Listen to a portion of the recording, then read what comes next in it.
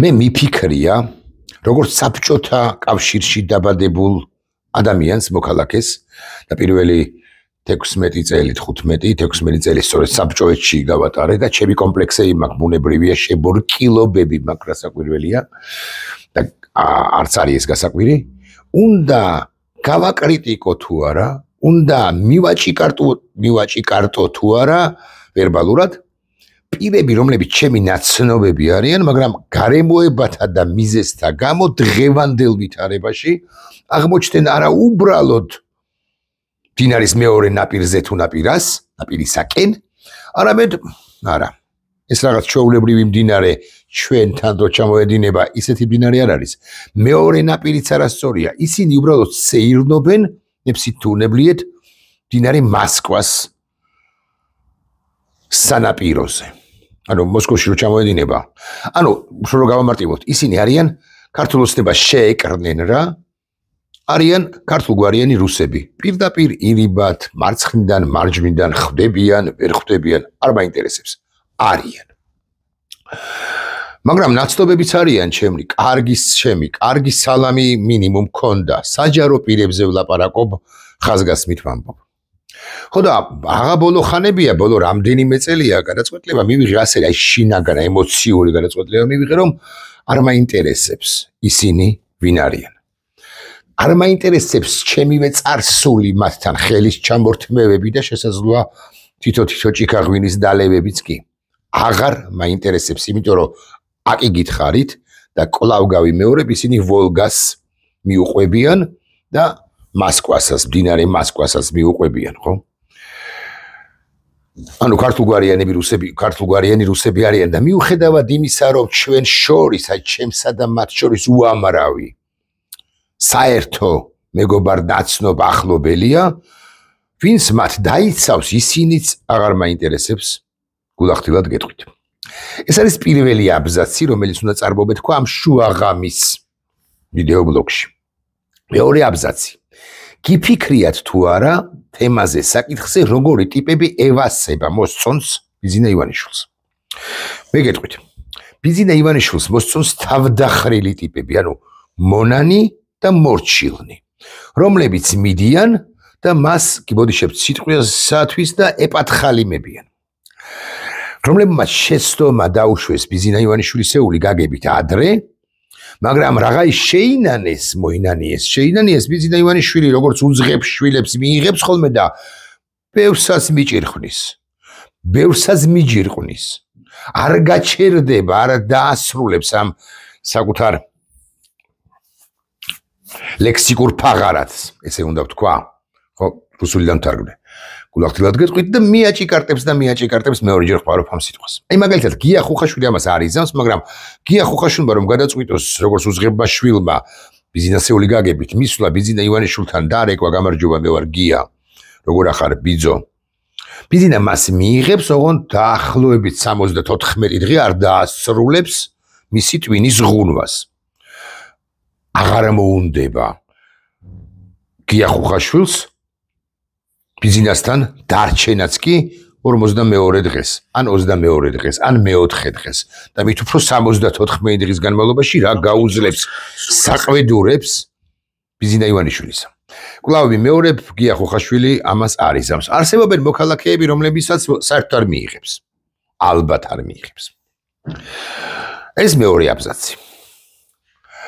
2025 წელია, მესამე აბზაცს ვიწყებ. 2025 წელია ახლა. არ მინდა შემეშალოს და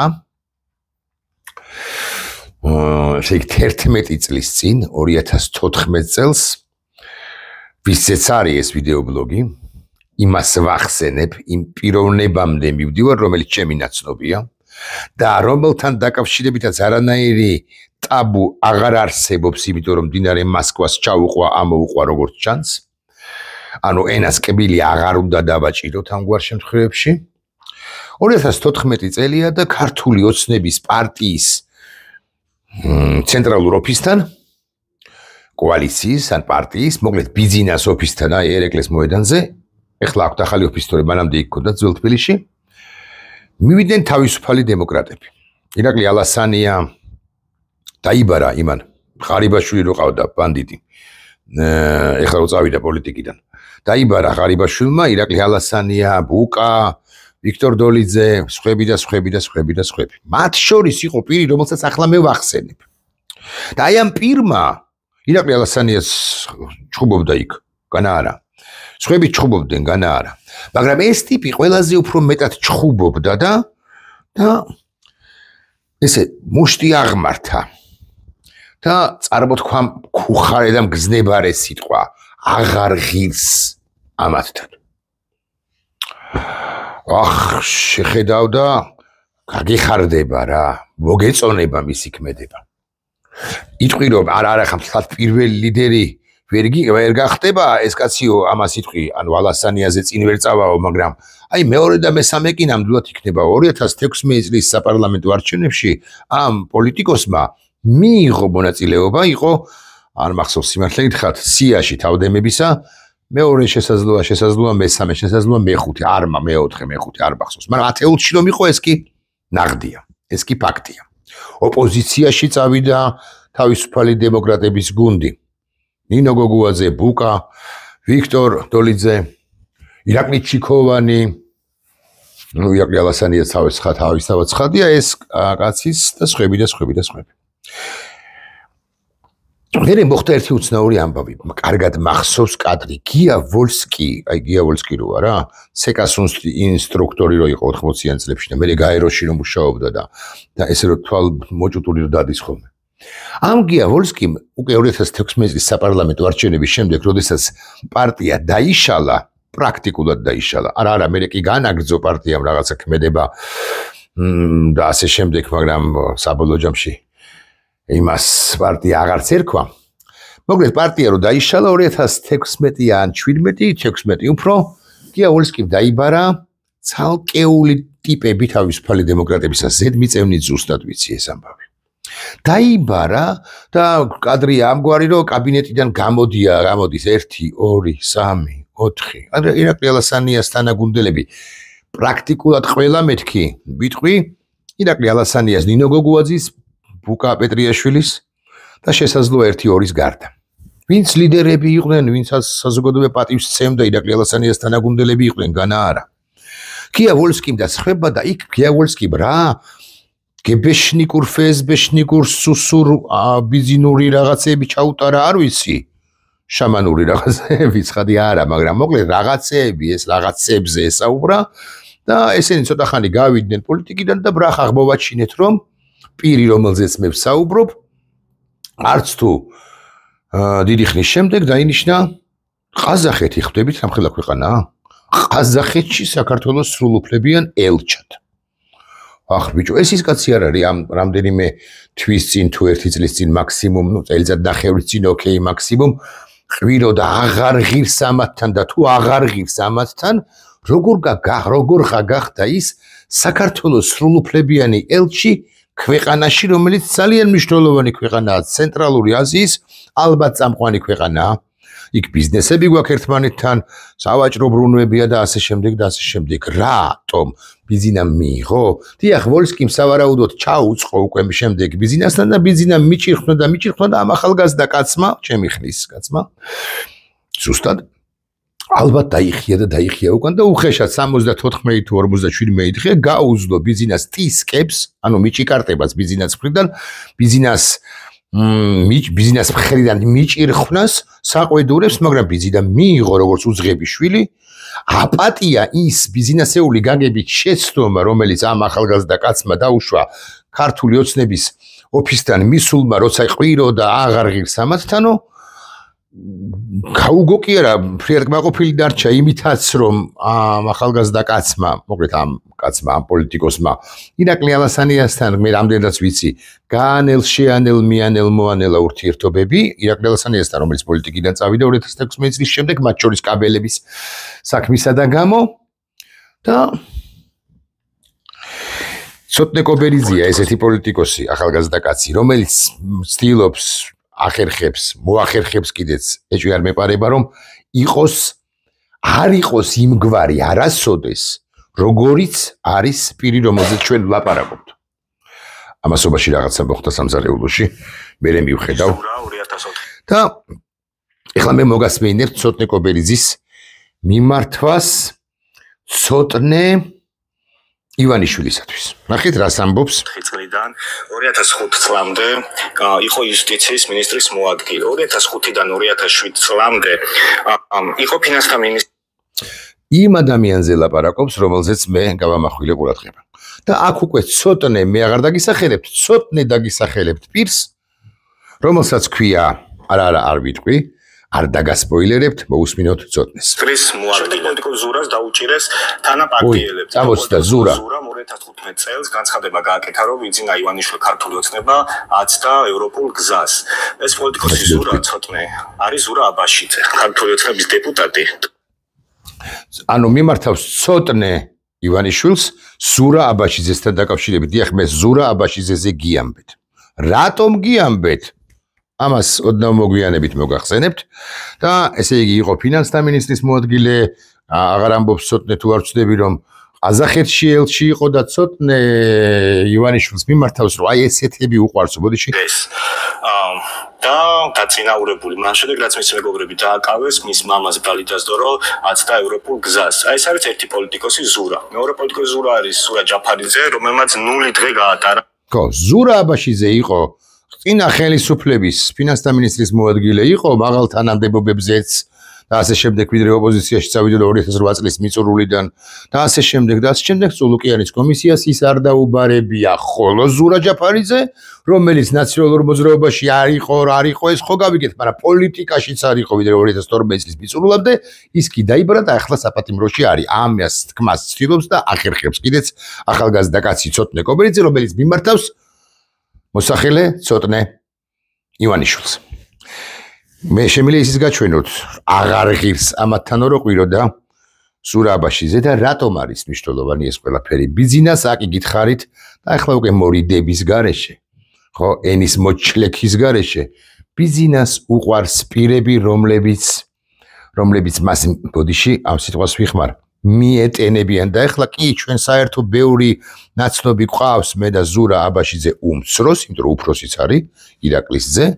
საერთო ბევრი ნაცნობი ყავს და შესაძლოა მივიღო ზარი, კარგი რა, ირაკლი რა. კარგი რა, ხო რა, საბოლოო ჯამში რას გამოეკიდე ამ ზურა აბაშიძეს, თავისი პრობლემები აქვს, ეს კეთილგანწყობილები და შეიძლება ცოტა უფრო რთული ზარების მივიღო, ორივეს მოვიგერიებ მეთქი. ორთავე ჯგუფს მოვიგერიებ თუ ასეთი ზარები მაინც და მაინც გაჩნდება. მაგრამ ენის მოჩლექით საუბრის დრო გავიდა მეგობრებო, იმიტომ რომ ეს პირებიც სამწუხაროდ ჩაუყვებიან მდინარე ვოლგას თუ მდინარე მოსკვას. და სულ არ გავამახვილებდი ბატონ ზურა აბაშიძეზე უმცროსზე ყურადღებას, რომ არა ერთი ამბავი. აი ცოტნე კობერიძე საერთოდ ვერ გავიგე რატო ესაუბრება ასე ირიბად ცოტნე ივანიშვილს, რა შუაშია ზურა, ეგრე ბევრი ზურაა, ხო? არ ვიცი, გაიხსენებ პოლიტიკოს ანტიზურა ჯაფარიძე ზურას, რას გადაეკიდა ეს ახალგაზრდა კაცი, რომელიც არც იცნობს ზურა აბაშიძეს და უკვე შემდგომ აღმოვაჩინე და უნდა გითხრათ, უნდა გამცნოთ, რომ კარიერული წინსვლა ზურა უმცროს აბაშიძეს ის ჩემი ქალაქის ან ჩვენი ქალაქის მე აქ მარტო დედაქალაქის მკვიდრებს არ გულისხმობ. მე აქ გულისხმობ მთელი ქვეყნის მოსახლეობას, ჩვენი ქვეყნის დედაქალაქის საკრებულოს თავმჯდომარე გახდა. ანუ ის პირი, რომელიც ყვიროდა ბიზნესთან აღარ ღირსო. ანუ ის პირი, რომელიც ბიზნესს აკრიტიკებდა თუ პირველი ვიოლინო არ იყო, მეორე ვიოლინო მაინც იყო, ოკეი, მეოთხე ვიოლინო მაინც იყო თავდემებში. ეს პირი მომიტევეთ და არა, მოსატოვებელი რა არის. გაგიკვირდებათ და დღეს დედაქალაქის საკრებულოს თავმჯდომარე. რას ვასწავლით ჩვენს შვილებს? პათხალიმობას? არა. რას ვასწავლით ჩვენ შვილებს? პათხალიმობას მეთქი ეს უნდა გავიმეორო. მე ვიცი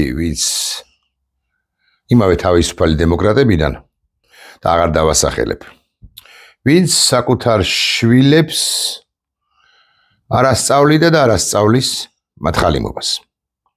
ვიცი. მის გვარს აღარ დავასახელებ, ასევე ნებისმიერი პარტიიდან ბევრს და საზოგადოებიდან უფრო მეტს ამოვკრებ და ვიტყვი რომ აი ესენი თავის შვილებს პათხალიმობას არ ასწავლიან ოღონდაცა უჭირთ განა არა ფინანსურადაც უჭირთ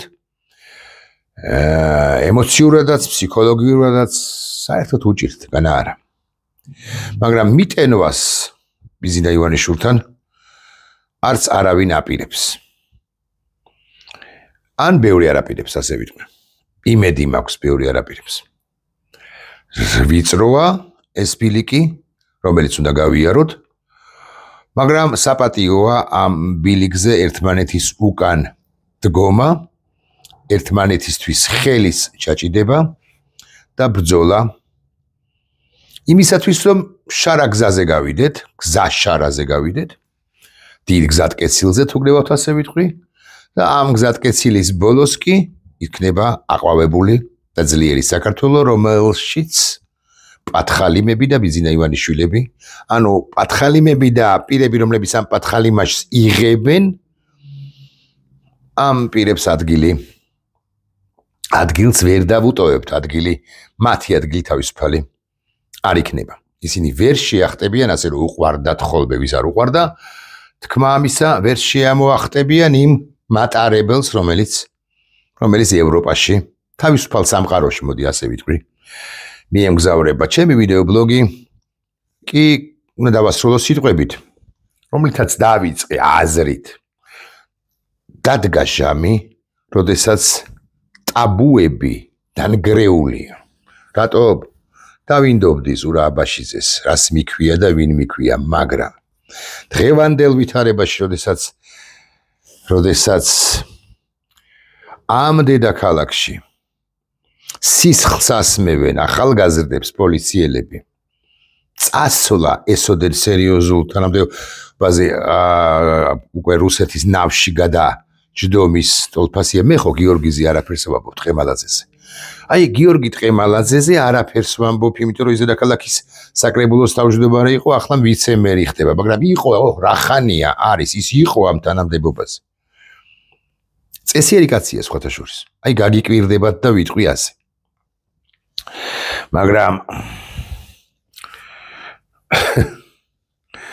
მაგრამ აი მლიქნელებთან დაკავშირებით კი მე დამოხრუჭებას აღარ ვაპირებ ნახვამდის